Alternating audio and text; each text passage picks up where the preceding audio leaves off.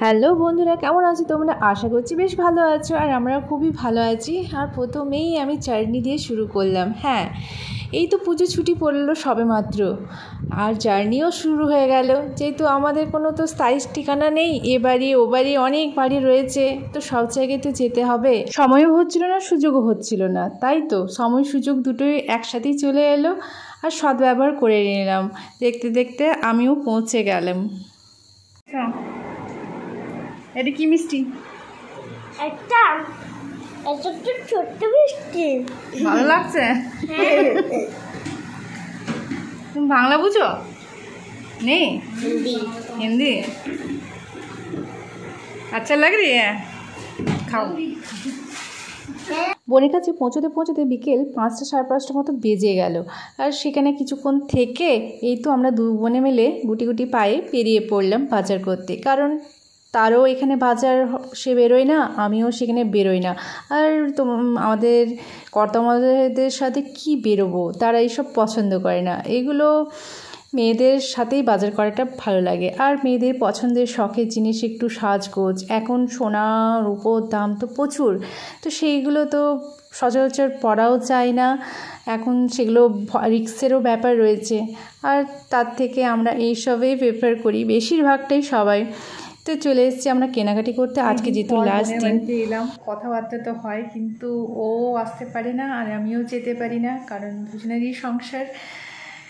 আর যখন ও বাড়ি যায় তখন আমার যাওয়া হয় না, আর আমার যখন যায় তখন ওদের ছুটি থাকে না, মানে এই রকমই চলতে থাকে। তো ফাইনালি আজকে আমি চলে এলাম বোনদের বাড়িতে। তো ভালো লাগছে অনেক দিন পর। তো দেখি বাকিরা সবাই কি করছে, চলো তোমাদেরকে দেখাচ্ছি।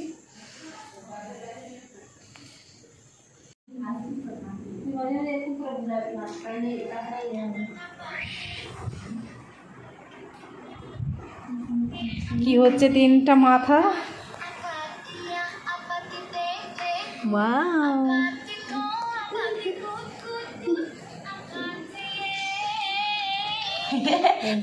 মেহেদি আর্টিস্ট।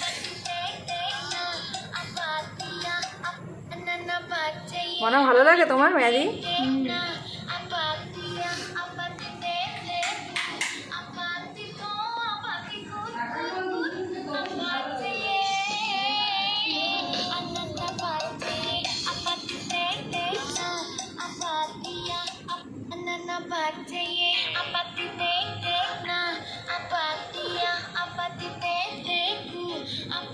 এই ডিজাইনটা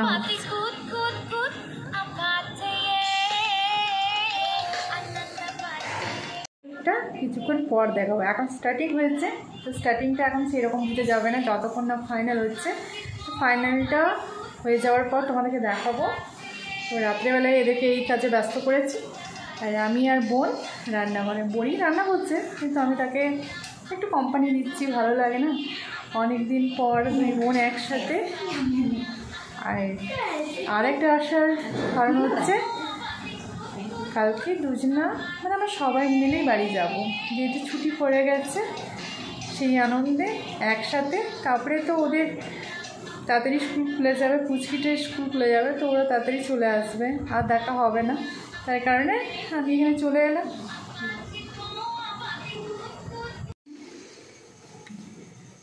বোন এখন রান্নাতে ব্যস্ত। স্পেশাল রান্না হচ্ছে পনির। পনির খেতে আমারও খুব ভালো লাগে। এখন প্রিপারেশন চলছে, আর এখানে পনির কাটা আছে।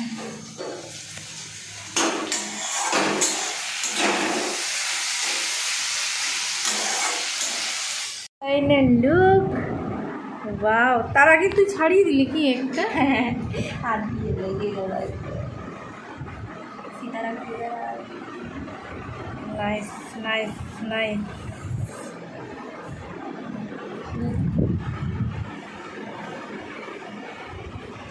খুব সুন্দর হচ্ছে একটু। 4টের সময় ট্রেন, তাই আমরা টোটো করে বেরিয়ে পড়লাম তাড়াতাড়ি করে। 3টে সাড়ে 3টার মধ্যে আমরা সবাই জেগে পর রেডি সেডি হয়ে বেরিয়ে পড়লাম। কিন্তু সত্যি কথা বলতে কি, আমি কিন্তু সারা রাতটি কিন্তু 2 চোখের পাতা এক করতে পারিনি। ঘন্টায় ঘন্টায় আমি দেখছি কটা বাজে, কখন সকাল হবে। জানি না কেন, বাড়ি আসার আনন্দে না নতুন জায়গা বলে কথা, কিন্তু তারপরে দেখছি আমার পাশের মানুষগুলো যাদের সাথে শুয়েছিলাম তারাও কিন্তু জাগা। তো যাই হোক, এই করতে করতে আমরা বেরিয়ে পড়লাম। কিন্তু শহরবাসীর কাছে আমরা যে ভোর বলছি, কিন্তু শহরবাসীর কাছে এখন মধ্যরাত্রি, কারণ তারা 1টা 2টো 3টে পর্যন্ত তারা জেগেই থাকে। তারপরে ওরা ঘুমটা শুরু হয়। যখন আগেকার যুগে মানুষ 4টা সাড়ে 4টাতে উঠে পড়ে, তারা সকালের কাজ শুরু করে। তো এখন তার অপোজিট হয়ে গেছে, সেই সময়টি মানুষ সবাই ঘুমায়।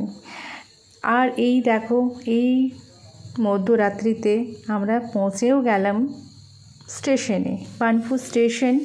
কিন্তু আমরা ভেবেছিলাম যে খুবই ফাঁকা হবে, কারণ 4টের সময় মানুষ খুব একটা যাওয়া আসা করে না। কিন্তু এখনই দেখবে এত মানুষের ভিড় দেখে মনে হবে 9টা সাড়ে 9টার মধ্যে আমরা ট্রেন দৌড়ছি।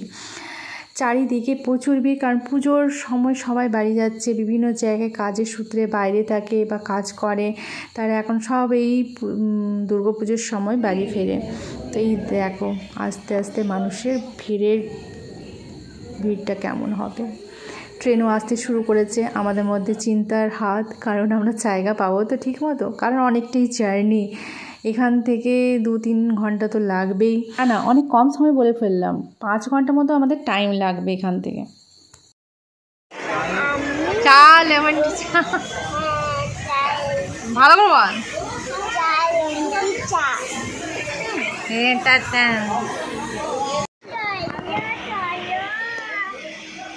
গড়দুয়ার স্টেশনে দাঁড়িয়ে, এখনো ট্রেন ছাড়েনি। স্টেশনে দাঁড়িয়ে আছি, এখনো ট্রেন ছাড়েনি। জানি না, হয়তো কোনো ট্রেনকে পাস করবে, তার জন্য এখন আমরা সিগন্যাল পাইনি। আমরা দাঁড়িয়ে রয়েছি সেই 4:30। অন্ধকার থেকে এখন আলো ফুটেছে। কটা বাজে? 6টা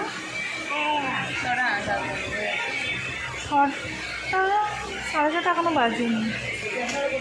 ফুলিয়ে গেল, মনে হচ্ছে ঘুম থেকে উঠে আসছে।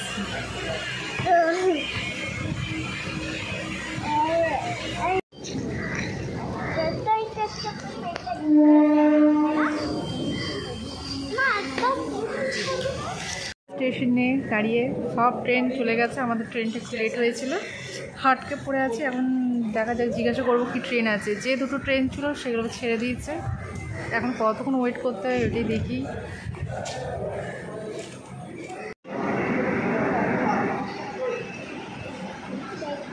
বন্দে ভারত।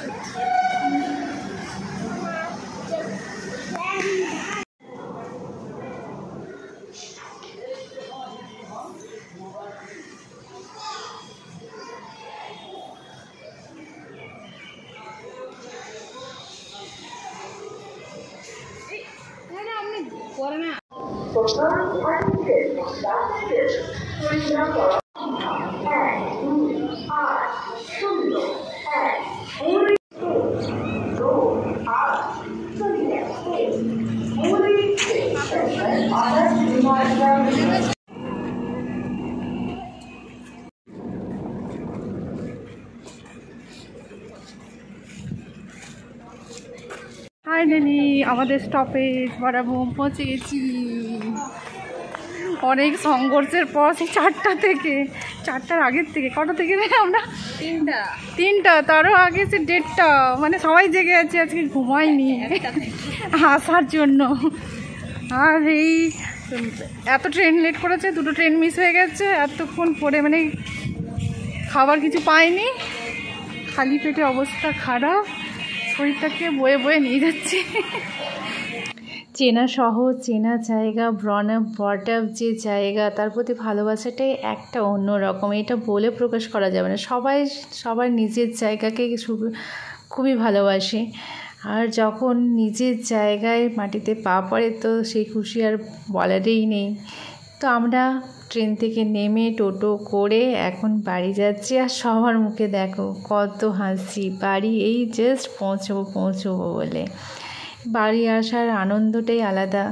আর মেয়েদের কাছে সবচেয়ে বেশি আনন্দ বাপের বাড়িতে আসা আর একসাথে থাকা সব ভাই বোনগুলো, তার আনন্দ তো আরোই 4 গুণ বাড়িয়ে দেয়। আমাদের তো আনন্দ রয়েছে প্রচুর, সাথে মা বাবারও কত আনন্দ লাগে যে সব ছেলে মেয়েগুলো একসাথে এসেছে, একসাথে রয়েছে।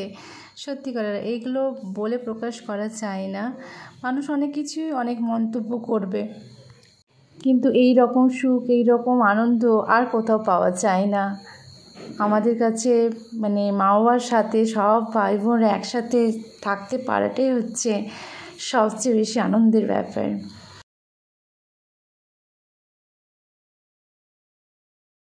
আর কোথায় এসে পৌঁছালাম, ভালোবাসার জায়গায়, নিজের জায়গায়।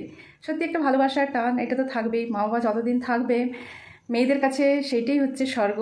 তারপর জানি না কী হবে, কিন্তু তবু মানুষ এমন একজন কাছের মানুষকে নিয়ে থাকতে চায়, সেটা যে তার হাজব্যান্ডই হবে সেটা নয়, সেটা তার নানা রকম রিলেটিভ রয়েছে, দাদু, ঠাকুমা, বোন, ভাই, দিদি, দাদা বা আরও যারা রিলেটিভ রয়েছে কাছের, তাদের সাথে কারো না কারোর সাথে তো একটা গভীর সম্পর্ক থাকে। আর এই সম্পর্ক সত্যিকারের খুবই ভালো লাগে। আর এটাকে জড়িয়ে থেকে মানুষ সে বেঁচে থাকার চেষ্টা করে। নানা রকম তোমার ঘাত প্রতিঘাত আসে, তো সেটা তো সবার কাছে তুমি মনের কথা খুলে বলবে সেটা তো নয়। একটা সেই রকম মানুষ দরকার, সেটা বন্ধুও হতে পারে। কিন্তু ইদানিংকালে সমস্ত বন্ধুই সবার, মেয়েদের তো বিশেষ করে বিয়ের পর থেকে চলে যায়, অনেকের থাকে, সেটা হচ্ছে তার গুড লাক। আর আমাদের কাছে সেই রকম এখনও পর্যন্ত নেই। আর আমার গুড লাক হচ্ছে আমার বোন।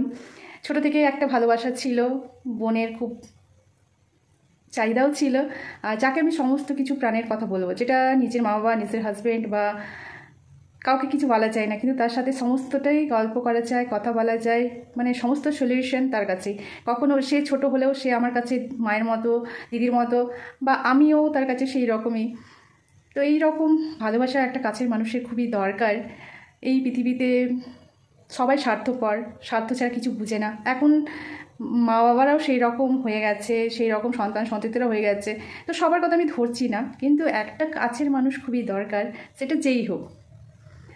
তো আমার কাছের মানুষ এখন রয়েছে, সেটা তো তোমরা জানতেই পারলে কে।